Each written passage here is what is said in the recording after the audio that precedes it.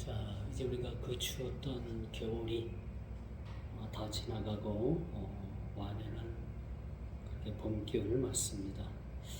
벌써 산수유꽃은 그렇게 몽우리를 터뜨리고 그 봄의 전령사의 그 인물을 노란 그런 빛으로 그렇게 물들인 그런 날 되기도 합니다. 지난달 제가 성지순례를 갔을 때 그 터키 지역에 아주 새잎들이 새싹이 많이 돋고 그 유럽은 그 우리나라보다 좀 봄이 빠른 것 같아요. 그 들판에 곳곳마다 아주 빨간 백합화가 그렇게 아름답게 핀 것을 그렇게 봤습니다. 그래 많은 사람들이 이렇게 지나가면서 저 꽃이 무슨 꽃이지? 라고 묻는 이들도 많이 있었고 그 꽃이 무슨 꽃인지를 잘 모르신 분들이 대다수더라고요. 그런데 그 가이드가 하는 말이 이게 백합화입니다 라고 그렇게 이야기를 하더라고요. 그래서 백합화가 흰 꽃만 있는 줄 알았더니 성경에서 나오는 백합화는 붉은색이었다라는 것을 그렇게 새삼 알게 됐어요. 자, 이제 바야흐로 봄입니다. 모든 자연의 이치가 그렇듯이 꽁꽁 얼어붙은 우리 몸과 마음이 이제 기지개를 키는 그런 계절이기도 합니다. 이 긴 겨울이 가고 이제 봄이 올 줄 누가 알았겠습니까?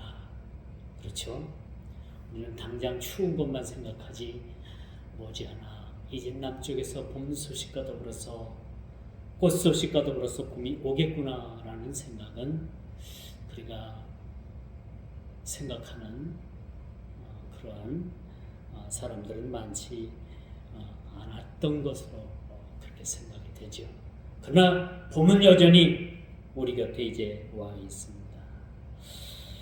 제가 오늘 지난주와 마찬가지로 이렇게 온갖 봄을 예찬하는 우리가 온갖 미사 여구를 동원해서 봄을 예찬하는 이 말씀의 의미는 이젠 우리가 기다리고 기다렸던 봄, 이 완연한 봄이 돌아오듯이 우리 어긋난 신앙들이 이제는 우리의 온전한 신앙으로 돌아와야 된다라는 오늘 이 선지자의 말씀을 우리가 기억을 해봐야 되는 것이죠. 오늘 요엘 선지자는 저와 여러분들을 향해서 하나님의 말씀의 메시지를 그렇게 전합니다. 여호와의 말씀에 너희는 이제라도 금식하고 울며 애통하고 마음을 다하여 내게로 돌아오라 라고 이렇게 말씀합니다. 계속되는 하나님의 말씀의 메시지는 바로 그것입니다. 돌아오라는 거죠.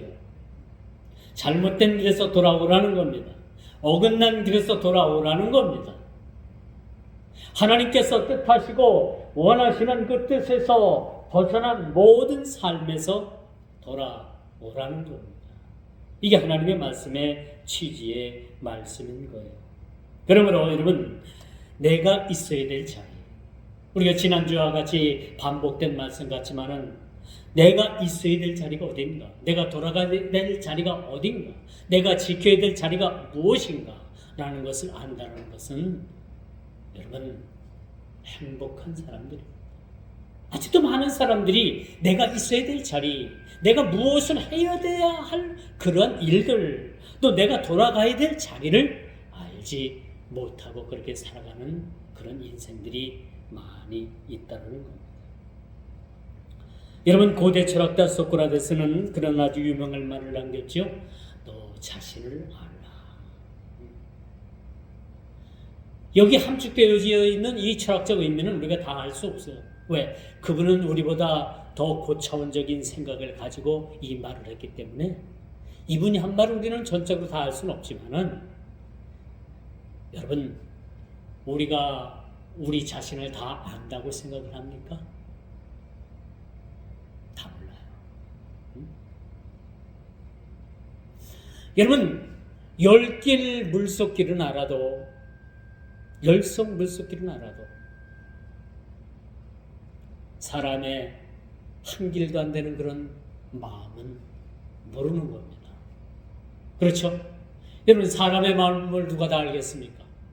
심지어는 내 자신을 다 안다고 생각하지만 그것은 넌센스예요.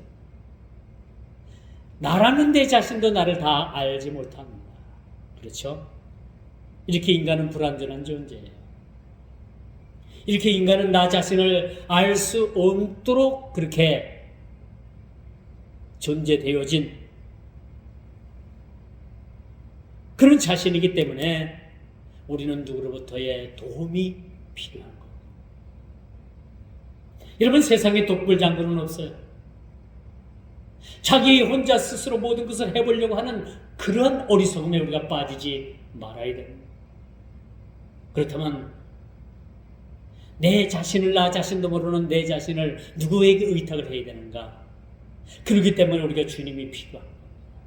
주님은 우리에게 구원뿐만 아니라 구원을 위해서 이 땅에 오셨을 뿐만 아니라 우리의 모든 전 인격적인 삶의 모든 것을 책임져 주시고 모든 것을 여러분 인도해 주시기 위해서 이 땅에 오셨다는 거예요.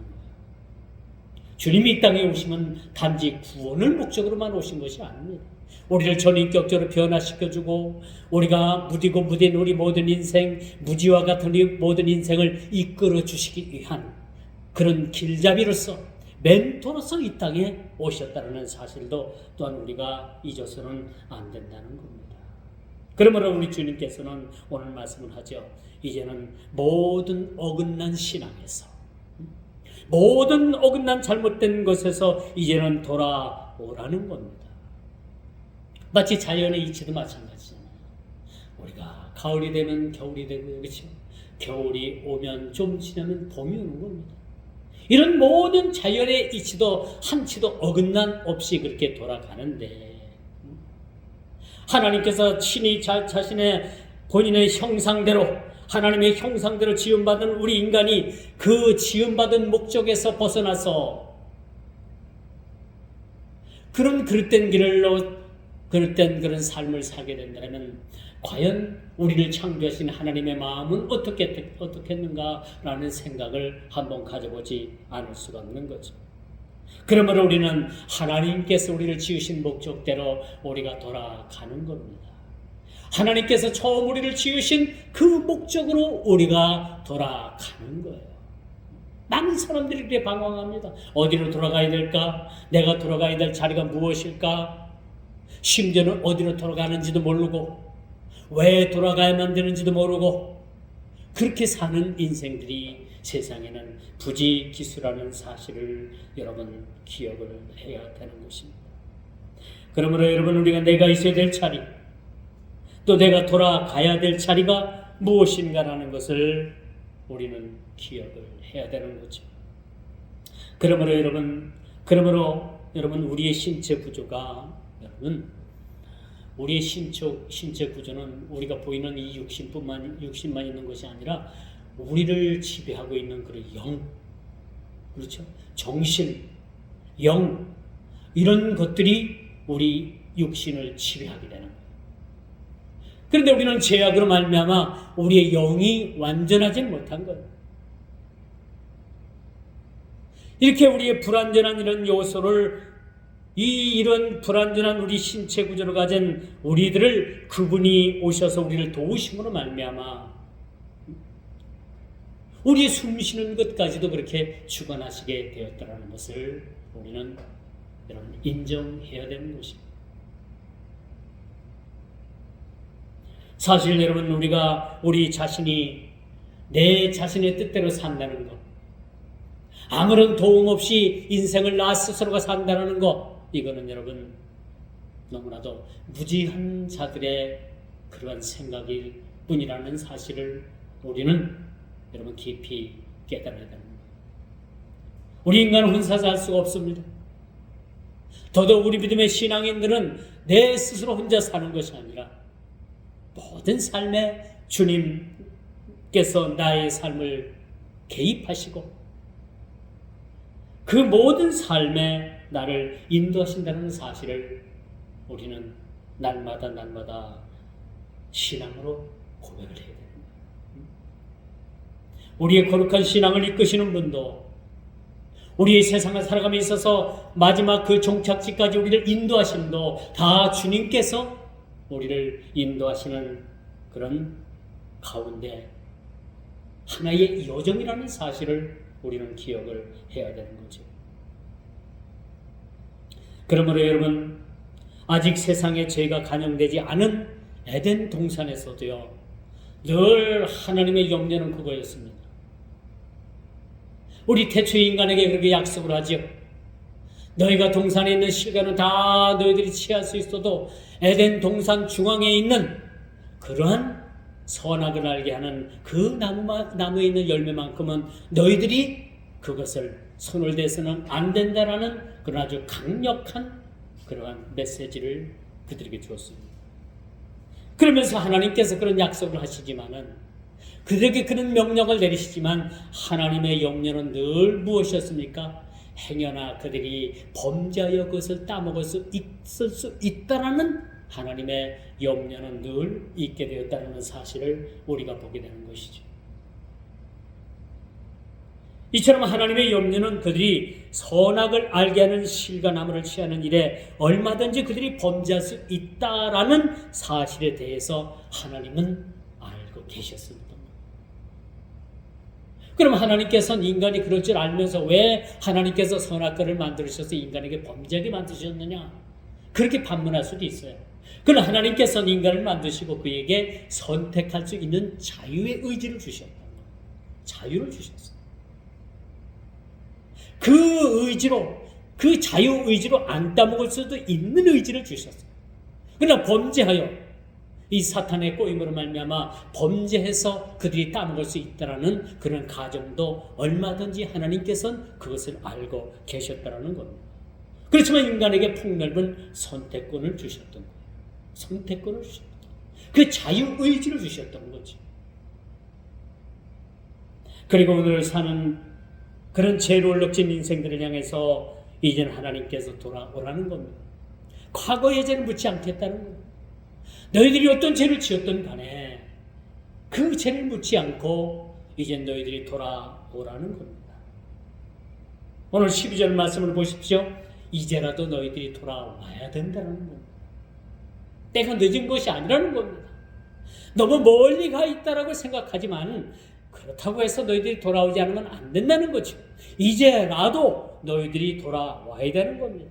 그렇죠? 여호와의 말씀에 너희는 이제라도 돌아와야 된다는 거예요. 하나님의 말씀은 너무나도 강력해서 돌아오지 않을 수 없는 그런 인생에, 그러한 인생들에게 명령을 내리고 있음을 우리가 보게 됩니다. 이 말씀은 늦지 않았다는 말씀이에요. 늦었어도 내가 너희를 돌아오게 하겠다는 겁니다. 받아주시겠다는 겁니다. 돌아오기만 하면 받아주시겠다라고 그렇게 말씀해 주고 있습니다. 그리고 반드시 돌아와야 된다라는 그런 말씀을 저들에게 주고 있죠. 이 말씀의 깊은 뜻을 우리가 다 이해할 수는 없지만은 이제라도 너희들이 돌아오라는 거야. 이제라도. 늦었더라도, 너희의 죄가 죽은 것 같을지라도 내가 너희를 다 받아주겠다는 겁니다. 이게 하나님의 사랑을 우리가 여기서 참 느끼게 하는 거죠. 하나님은 무서운 심판을 행하시는 하나님이시지만은 죄인 하나가 회개하고 돌아왔을 때 하나님께서는 이제라도 돌아오는 그 죄인을 기뻐 받으신다는 거죠. 이제라도 여백을 남기신 하나님의 마음을 읽어보게 합니다. 여러분, 성경에 관주 여백 성경이라는 것이 있어요. 여백 성경. 말씀은 한쪽으로 이렇게 쫙 걸어놓고 오른쪽이나 왼쪽에는 그렇게 필기를 할 수 있도록 여백을 남겨둡니다. 이걸 여백 성경이라고 해요. 누가 만들었는지 여백 성경 참 잘 만들었다라고 저는 생각을 합니다. 왜? 하나님의 마음이 이와 같으니까. 하나님은 무서운 하나님입니다. 죄에 대해서는 아주 여러분 무섭게 다루시는 하나님. 그는 하나님은요 늘 하나님의 마음은 여백을 주시는 거예요. 여백. 공간을 주시는 거예요. 돌아올 공간, 돌아올 여백, 그리고 여지를 남기시는 하나님이시라는 사실을 우리는 깨달아 알게 되는 것이죠. 제가 전에도 언급했던 그런 목사님이 계시는데 이중수 목사님이라고 여백의 하나님의 그런 책을 썼던 그런 목사님이시죠. 그분도 아마 오늘 본문을 보면서 그런 생각을 했을 거예요. 하나님께서는 완벽하신 하나님이시지만 여러분 세상에 완벽하신 분은 하나님 한 분이십니다. 이렇게 완벽하신 하나님이시지만 여전히 하나님께서는 저와 여러분들을 위해서 이렇게 여백을 남겨두시는 하나님이시라는 사실을 그는 글을 통해서 그렇게 썼더라고요. 그래서 그 책의 내용도 여백의 하나님이라 라는 그런 책을 쓴 모습을 우리가 보게 되는 것입니다. 늘 하나님께서는 저와 여러분들을 향해서 이렇게 여백을 남겨주십니다. 우리가 돌아올 수 있는 그런 여지를 남겨두고 계시는 하나님이신 거죠. 문을 닫아 걸고 더 이상 우리에게 근접조차 할 수 없는 그러한 하나님이 아니시라. 늘 우리들에게서 돌아올 수 있는 문을 열어두시고 그렇게 여지를 남겨두시고 기다리시는 하나님이심을 저와 여러분들은 오늘 말씀을 통해서 그렇게 깨달아야만 하는 겁니다. 이제 돌아오는 길을 어떻게 하라고 합니까? 너희가 금식을 하라. 금식을. 여러분 이 금식은 우리들에게 많은 유익을 주지요. 여러분 하루 금식하고 이틀 금식하고 며칠 금식하면 참 힘들어요. 그렇죠? 그러나 여러분 며칠이 지나고 여러분 좀 지나고 나면은 우리의 육신은 피곤하고 지치고 힘들지만은 영은 아주 맑게 돼요. 정신이 아주 맑아진다고 하잖아요. 이런 경험들을 여러분들이 해보셨을 겁니다. 그리고 울며 애통하며 내게로 돌아오라는 겁니다. 울며 애통하며 지금까지 내가 잘못 살았구나. 내가 지금까지 어긋난 길을 갔구나. 이제는 돌아가야 되겠다. 돌아가려고 하는 여러분 이 급박한 마음, 돌아가고자 하는 이 내 마음, 또 그동안에 베풀었던 하나님의 그런 은혜,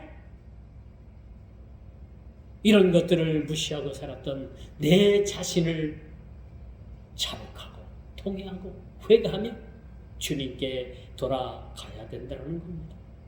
아주 구체적으로 주님께서는 주님께 돌아오는 방법을 제시해주고 있어요. 그 첫째가 금식을 하고 여러분 울며 애통하는 마음으로 그런 마음을 가지고 마음을 다하여 내게로 돌아오라는 거예요. 그럼 하나님께서 이런 자들을 하나님께서 기뻐 받아주시겠다는 거예요.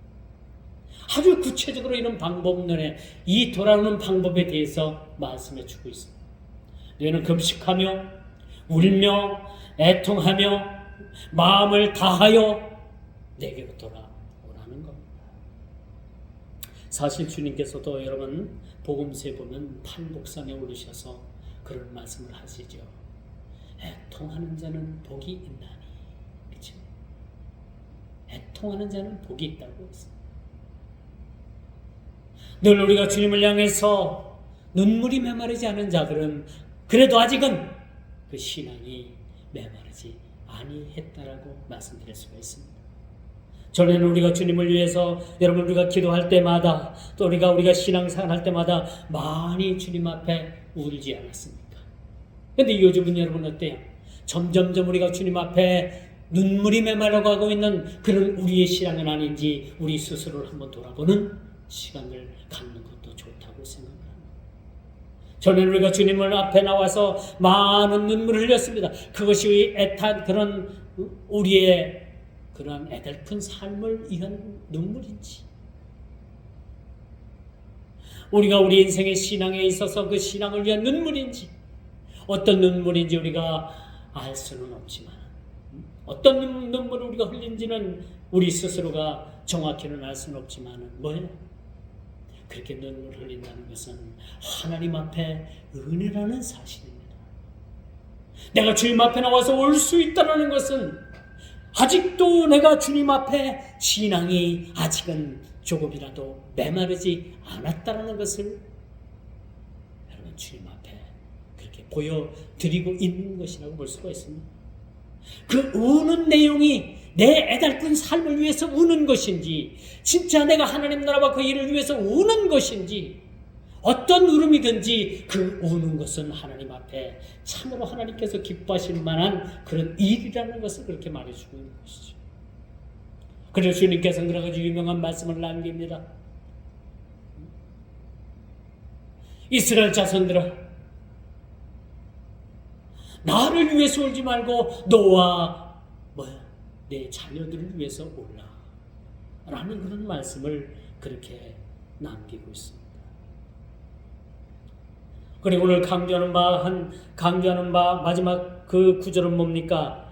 마음을 다하라는, 마음을 다하여 주께 돌아오라는 겁니다. 이것이 우리의 살 길입니다. 이렇게 마음을 다하여 주님께 돌아가는 것이 저와 여러분들이 살 길이라는 거예요. 다른 길은 없습니다. 우리가 이 거룩한 이 인생길, 이 신앙의 길을 지금 어디쯤 걸어가고 있습니까? 어디쯤 가고 있습니까? 내가 간다고 하지만 이 신앙의 길이, 내가 가는 이 길이 올바른 길인지 온전한 길인지 그릇된 길인지 주님께서 판단하십니다. 그리고 우리 인생들에게 깨달음을 주십니다. 너희가 가는 길이 미안하지만 옳지 않은 길이야 라고 깨달음을 주시는 그 자체만으로도 그것이 하나님의 은혜라는 사실이죠. 그리고 우리는 얼른 그릇된 길에서 돌아서야 되는 거죠. 우리가 이중적인 마음, 그렇죠, 교만한 마음, 이런 마음들을 우리가 멀리하고 주께로 마음을 다하여 돌아와야 되는 겁니다. 근데 여러분, 많은 사람들이 왜 주께로 돌아오지 못할까요? 많은 사람들이 하나님의 음성을 듣습니다. 돌아와야만 된다는 것을 너무나도 그들은 잘 알고 있습니다. 그러나 쉽사리 그들이 돌아가지 못합니다. 왜 그럴까요? 세상 연락에 취하면 못 돌아갑니다. 감히 돌아갈 놈들을 못 냅니다. 주님, 조금만 더요. 주님, 내가 목표한 일들을 조금 더 있으면 이룰 텐데 이것만 이루고요. 내가 조금 더 돈을 좀 벌고요. 내가 조금 더 세상을 향해서 좀 출세 좀 하고요. 이런 것 때문에 결국은 돌아가지 못하는 사람들이 많이 있음을 우리는 염두에 둘 필요가 있다는 거죠. 여러분, 물질이 세상을 지배하는 한 이런 많은 사람들이 하나님의 음성을 듣고 오늘 이 본문의 말씀을 읽으면서도 그들이 깨닫지만은 돌아오지 못하는 이들이 너무나도 많이 있다라는 사실. 이런 자들은 어떤 삶을 살아갈까요? 세상을 물질 제일주의로 살아가는 사람들은 주께로 돌아오기가 쉽지 않습니다. 주님은 한 청년을 향해서 그렇게 말씀하시잖아요. 내가 계명을 지켰느냐? 예, 제가 계명을 다 지켰습니다.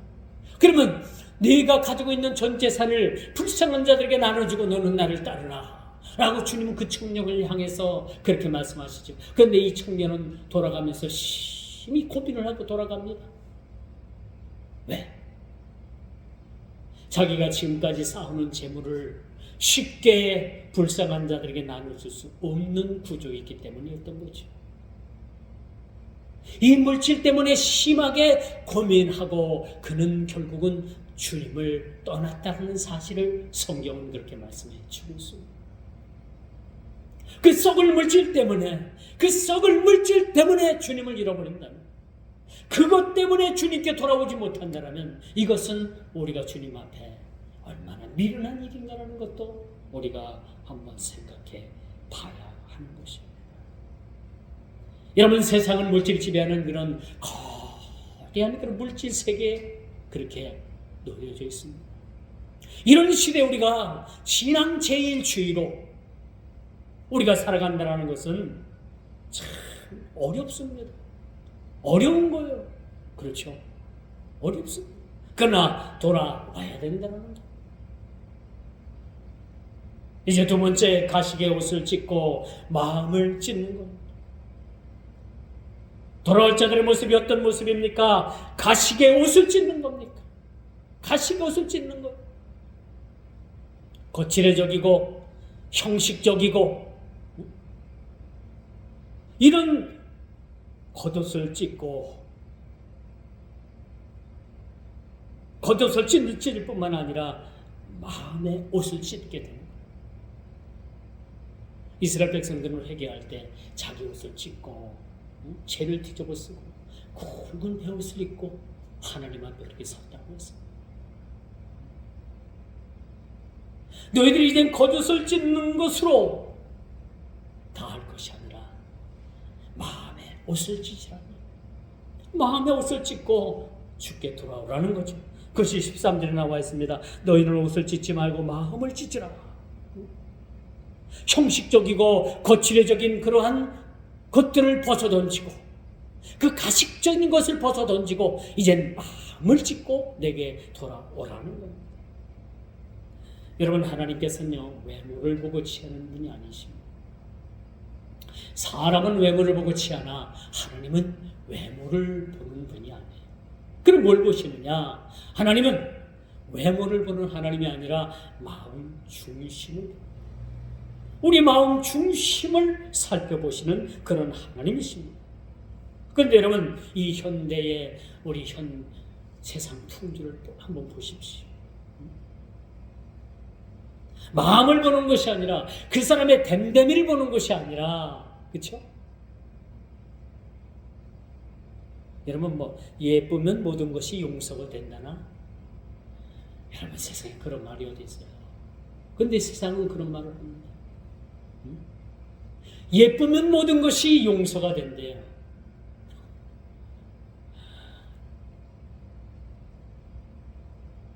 이 말씀에 여러분 공감합니까? 그렇다고 할 수가 있겠습니까? 아니죠. 그러면 못생긴 사람들은 다 죽으라는 얘기입니까? 뭡니까? 근데 여러분, 이 말이 여러분 세상 풍조가 만들어낸 말이에요. 안 맞는 말이에요. 이 말 때문에 얼마나 많은 사람들이 자기의 얼굴을 뜯어고쳤는지 압니까? 얼마나 많은 사람들이 얼굴을 뜯어고쳤는지 몰라요. 왜? 예쁘면 모든 것이 용서가 된다고 하니까. 그런 허무맹랑한 그런 말 때문에 성형외과가 지금 미어지고 있습니다. 세계적으로 여러분, 우리나라가 가장 성형외과 수술이 발달을 했대요.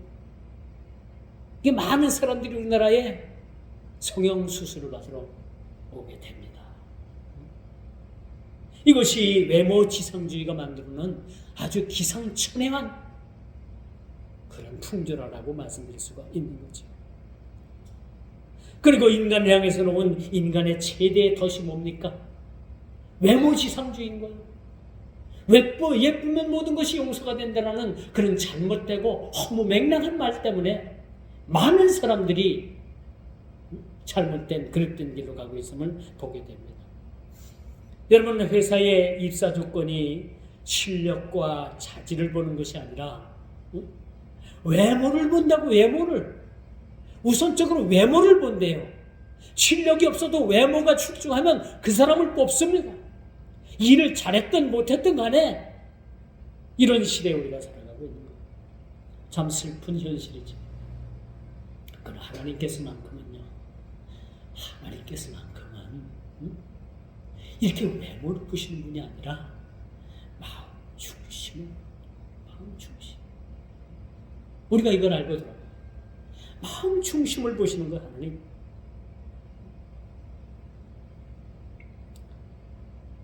요즘 의사 정원을 늘리는 일로 인해 가지고 세상이 시끌벅적하잖아요. 실질적으로 우리나라가 의사 수가 부족합니다.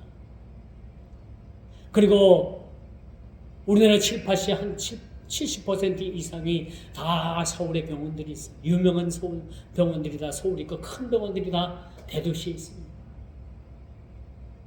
소도시에는 의사들을 구하지 못한다고 합니다.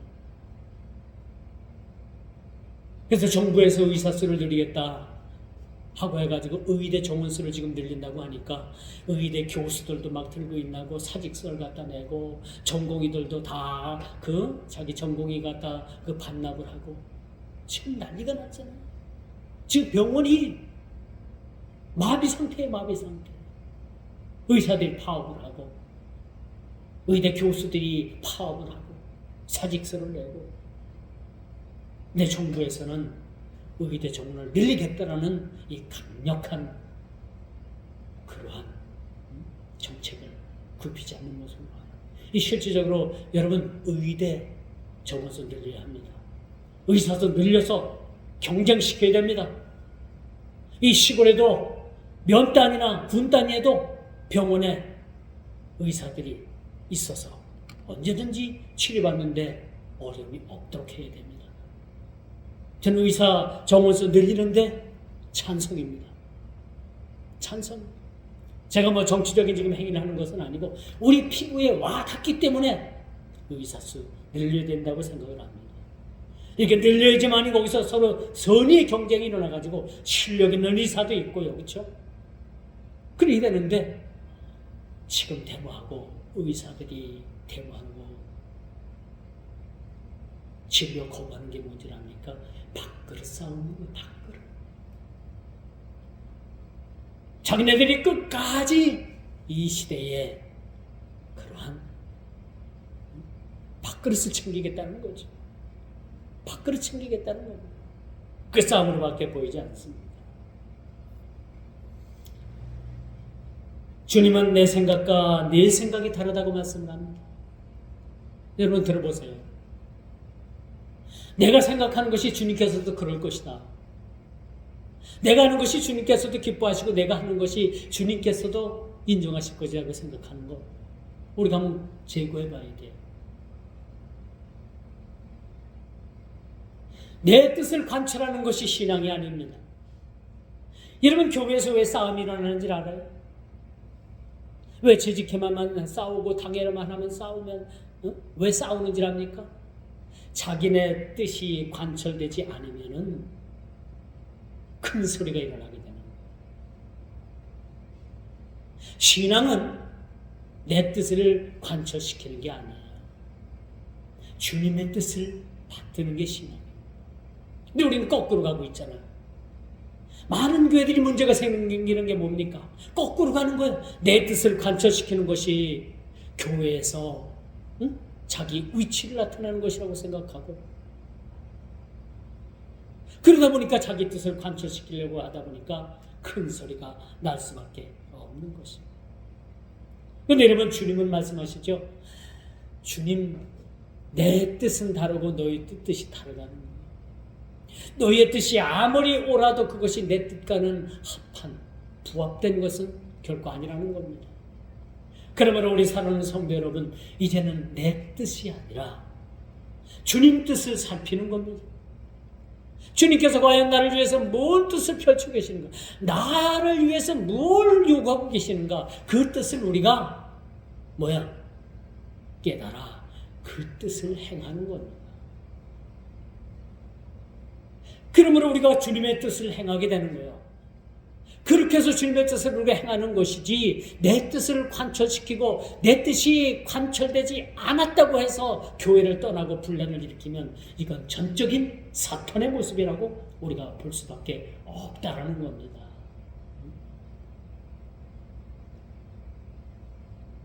마지막으로 오늘 15절에 보니까 예배의 회복을 위해서 우리가 힘써야 되는 거예요.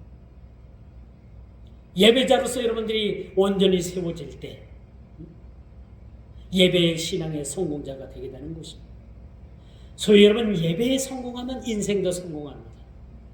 그런데 많은 사람들이 예배의 성공보다는 인생의 성공을 원해서 모두가 다 그쪽으로 열심을 다하고 힘을 다하고 밤늦도록 일을 하고 인생의 성공을 위해서.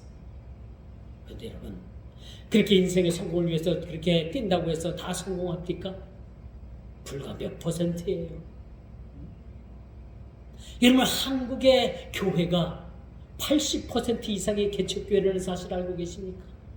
나머지 20%만 그런 우리가 보기에 그 괜찮다 크다 그런 교회가 20%도 채 안 되고요. 나머지 80%는 우리와 같은 그런 개척교회, 그런 수준을 벗어나지 못하고 있다는 사실.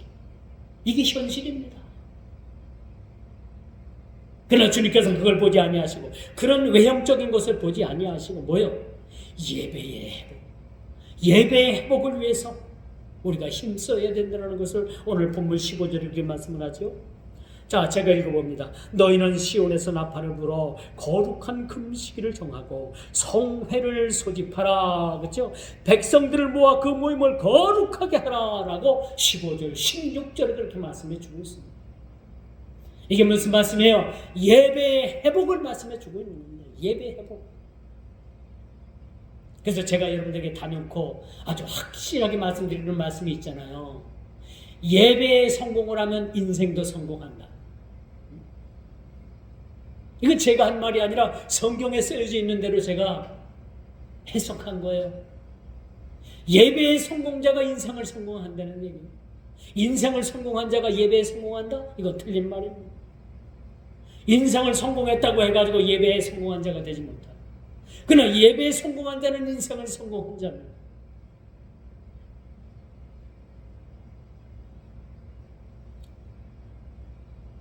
우리가 마음을 짓고 주님을 기다릴 때에 오늘 15절의 말씀처럼 너에게 나팔을 불어 거룩한 금식을 선포하고 성회를 소집할 때에 이 가운데 주님께서는 오셔서 우리를 기다리고 계십니다. 만나주고 계십니다. 그분은 노하기를 더디하시며 은혜가 풍성하신 하나님이시라는 사실,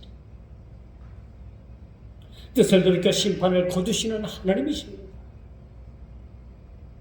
우리가 신앙의 매너리즘에 빠지면 거칠어적인 신앙에 여러분 습관이 되어집니다. 거칠어적인 신앙의 습관이 들여지게 되면요, 예배를 귀하게 여기지 않습니다. 여러분, 예배에 목숨을 걸어 보십시오. 인생이 달라집니다. 뭐에 목숨 겁니까? 세상의 물질을 위해서 우리가 목숨을 걸어도 예배를 위해서, 주님을 위해서 목숨 거는 사람들은 그렇게 많지 않은 것 같아요. 모든 것을 행함이 없이 입으로만 죽은 믿음이 되는 것입니다. 1500년 전 종교개혁이 일어났어요. 1517년쯤인가요? 마틴 루터가 비텐베르크 성당에 95개 항을 적어서 이것을 수정해달라, 이거 고쳐달라라고 해서 반기를 들었습니다. 로만 카톨릭을 향해서. 얼마나 위대한 일입니까? 그러나 마틴 루터도 한 가지 놓친 게 있어요. 야고보서를 읽으면서 그 야고보서가 지푸라기 서신이라 라고 마틴 루터가 그런 얘기를 했어요. 왜? 마틴 루터가 종교개혁을 단행했던 그 말씀의 취지는 뭐냐? 의인은 오직 믿음으로 말미암아 살리라 라는 말씀을 가지고, 로마서에 나와 있는 말씀을 가지고서 그가, 물론 구약에도 나와 있습니다, 그 말씀을 가지고 종교개혁을 단행을 했던 거예요. 믿음을 너무나도 강조하다 보니까 우리 신앙생활의 행함이 마치 이것이 지푸라기와 같은 그런 모습으로 보였던 거예요. 그러나 그것은 오해입니다. 오해예요.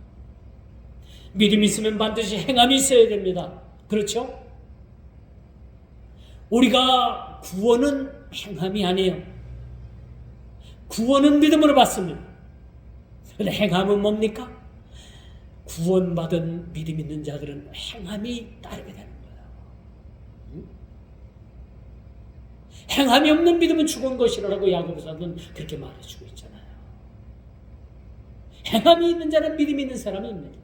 믿음이 있는 사람은 행하는 사람이죠.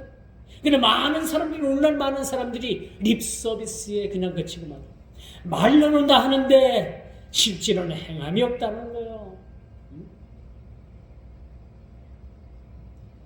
제가 청년 때 다니던 그 모교회는요, 그 지모 씨라고,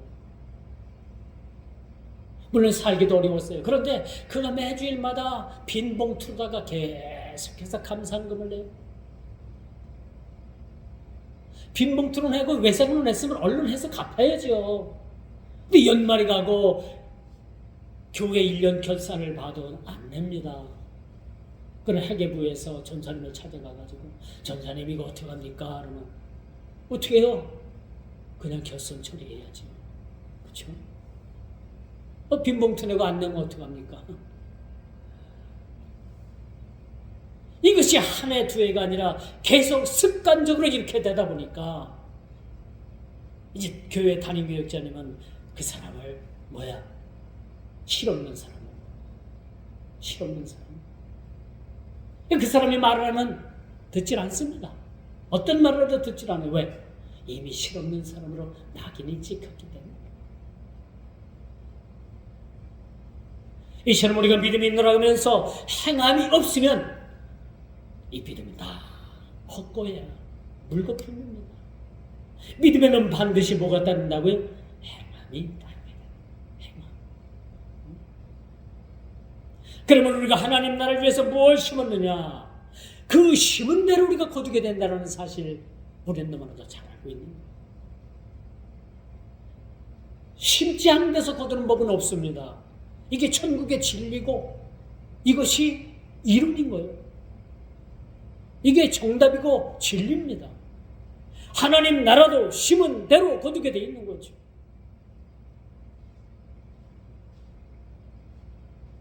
요즘 이슬람권에서는 라마단이라는 그런 행사를 하죠. 3월 11일부터인가요? 11일부터인가? 월요일부터인가요? 그 이슬람교에서 지금 낮에는 음식을 먹질 않아요. 길거리를 가다가도 음식 냄새를 맡으면 침을 뱉는답니다.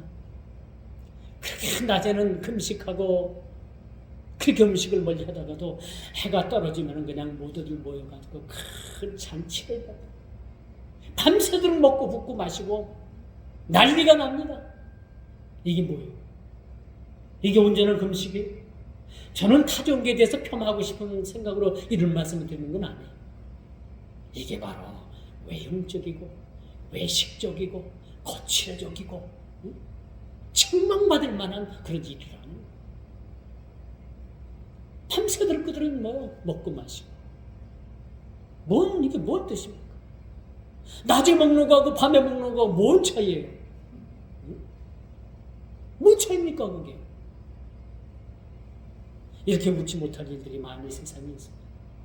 이슬람권 국가에서는 지금 엄청나게, 제가 이번에 그 성지순례를 갔다 오니까 인도네시아 사람들이 엄청 많이 와서, 인도네시아 사람들 땅덩어리는 커도요 그렇게 잘 사는 나라가 아니에요.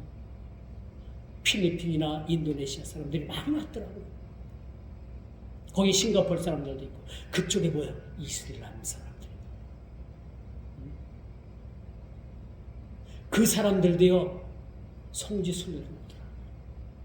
그 모슬렘 그 성지 거기에 오더라고요.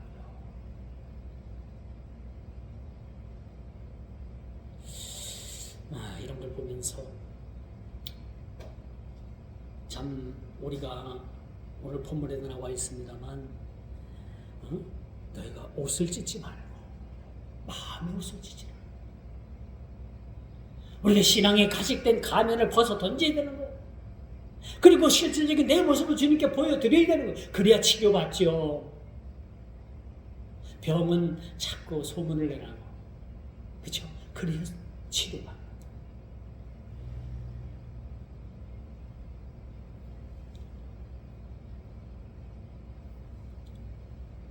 이제 말씀의 결론을 맺습니다. 애통하는 마음으로 주님의 뜻을 기다리는 자들, 겉옷을 찢는 것이 아니라 마음의 옷을 찢고 주님을 기다리는 자들, 그렇게 눈물 흘리며 애통하고 금식하며 마음을 다하여 그렇게 마음의 옷을 찢고 주님께로 돌아가고자 하는 자들, 주님께서 기뻐 받아주신다는, 주님께서 받아주시겠다라고 약속해 주고 있습니다. 이제라도, 오늘 참으로 12절은 뭐래요? 이제라도, 그렇죠? 이제라도라는 이 말씀이 풍기는 뉘앙스가 뭡니까? 늦지 않았다는 거예요. 돌아오기만 하면 내가 너희를 받아주겠다는 거예요.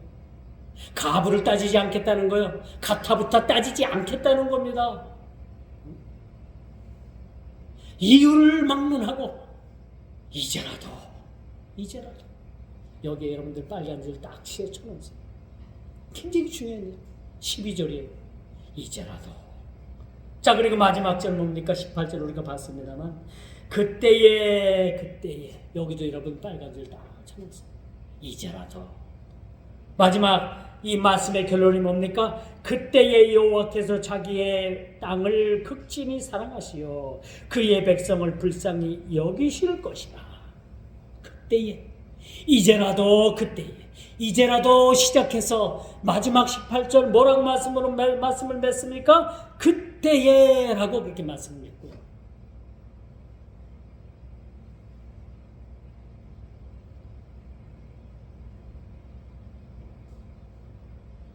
참 의미심장한 말씀이에요. 그때에 돌아온 그 백성들에게 여호와께서 자기의 땅을 극진히 사랑하시어 그 땅의 백성을 불쌍히 여기실 것이라. 돌아올 자들에게 이런 약속을 주고 계십니다.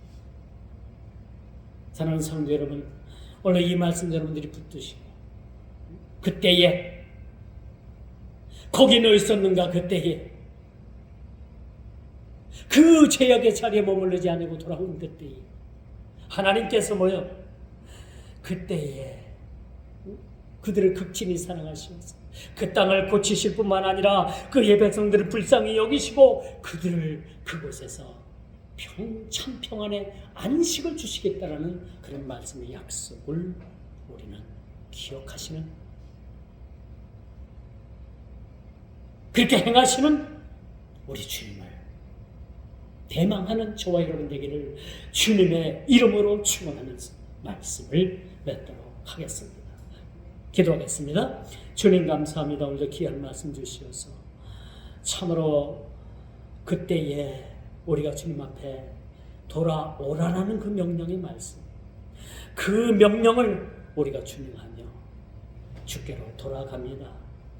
아버지 하나님, 우리의 모습이 참으로 부질없고 잘못되고 책망받을 그런 모습이라고 할지라도 주님의 말씀을 믿고 우리가 주께 돌아가오니 주께서 이 모인 믿음의 백성들 위해 다시 한번 주의 은혜의 해를 더하여 주옵시고, 우리가 주께로 돌아가는 우리 모든 발걸음들을 주께서 기억하여 주셔서 저들 모두를 주님 기뻐 받아 주시옵소서.